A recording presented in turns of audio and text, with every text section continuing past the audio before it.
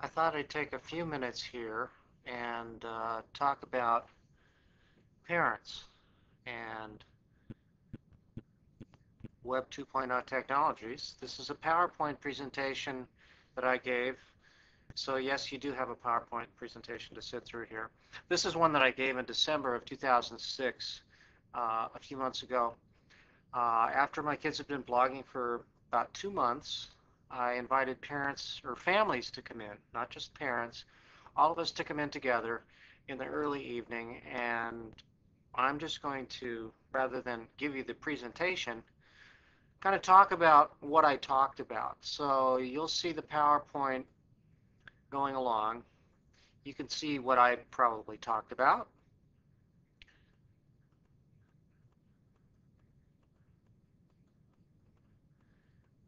Attendance was very good. There were 25 to 30 people the first night, and the following week we had a makeup with another couple families. And I asked this question: why everyone? Why are we all here? Are we all here? And my answer was because there are no secrets. Because we need to be open and upfront about everything that's going on right now. So I talked a little bit about where the term blogging came from, just to kind of bring us all up to speed. Talked about what I thought the main reasons were for the success of the blog.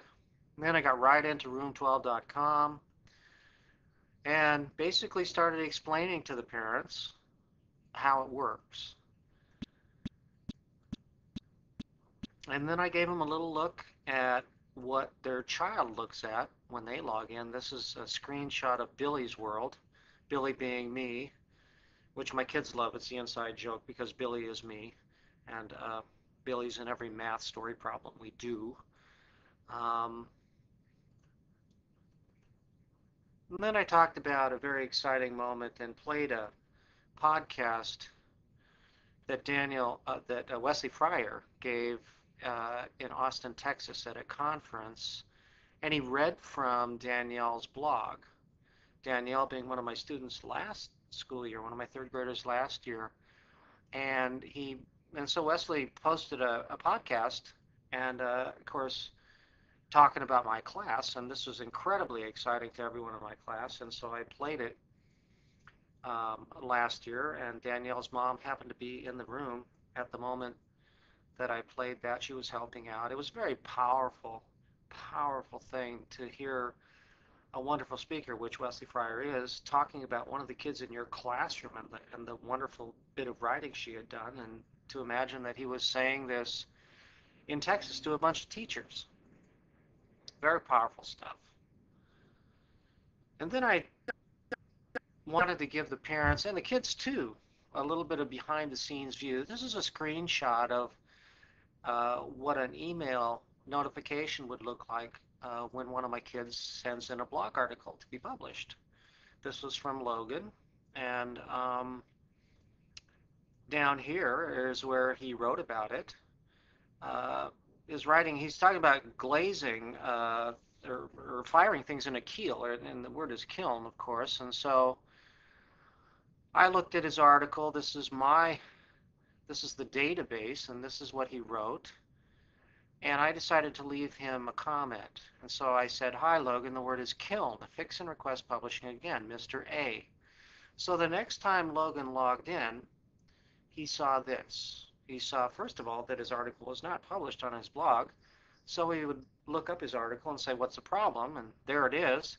But down here at the bottom, there is my feedback to him. Incredibly powerful. I mean, he could have read this from home and fixed it and so on.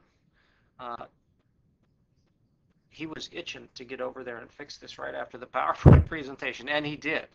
I also asked him if it'd be okay if I showed his as an example, and he said sure.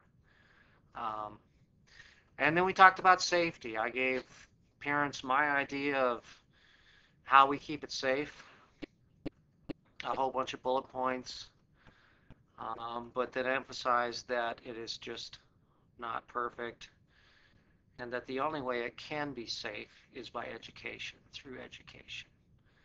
We can't just, prevent or prohibit kids from going places. And we have to be proactive about it, and the important thing was the blogger's contract, which I had all my kids sign.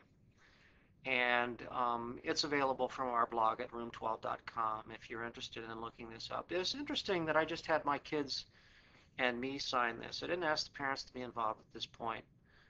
Some people question that, but I've been doing internet publishing with student work for so long that this is just, oh, it's just a little bit of a twist. I mean, that's my interpretation of blogging and how it fits in with students publishing on the web, but that's another presentation, I think. Getting ready to wrap it up, I got into a little bit of an area where I said that I was uncomfortable because I was talking about what I thought they should do at home. And at the end of that, I asked if they had more ideas. And it's been hard sometimes to get a conversation going, but this year there was more of a conversation going than last year. Parents are more involved with their kids. I think just because of where it is in society, it's just more ubiquitous. It's everywhere. And now it's home with their kids. And then I really closed it out, almost closed it out, with some tips and resources. These are probably outdated by now, and wrapped it up with a warm, fuzzy little image from Microsoft clipart.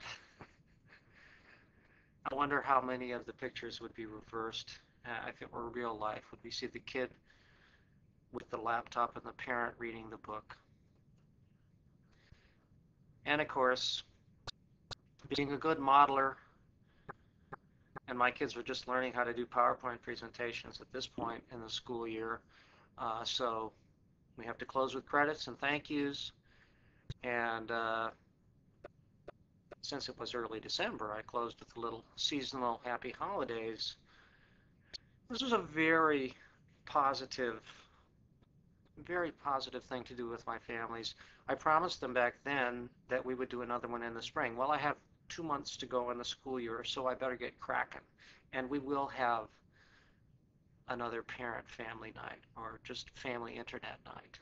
I have to get away from just saying parent and call it family internet night because it was so important that everyone was there. And we had siblings, and I think even a grandparent or two. Anyway, you've made it through the PowerPoint presentation. Now on to some other stuff.